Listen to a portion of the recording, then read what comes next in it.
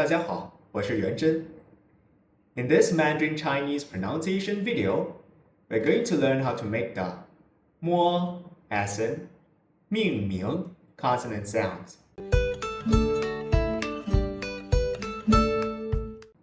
This sound is simply made by pressing the lips together lightly,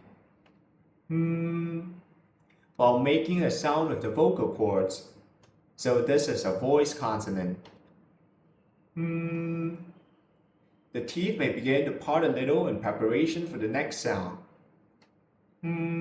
which will pull the lips a little bit. Because the soft palate is lowered, air comes up through the nasal passages. These make it a nasal consonant. You can feel the vibration in your nose. Let's look at this sound up close and in slow motion.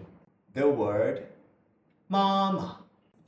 Lips press together as the jaw drops a little bit. Another at the end. Lips press together. The word mamu. Lips press together. One technique that might help you make the mo sound is that the lips should remain neutral. You don't want to see the bottom lips disappear or protrude them forward or press them tightly together. The movement should be relaxed and centered in the middle of the lips. This helps the consonant to sound clearer, fuller, and more resonant. The mo consonant. Example words. Repeat with me.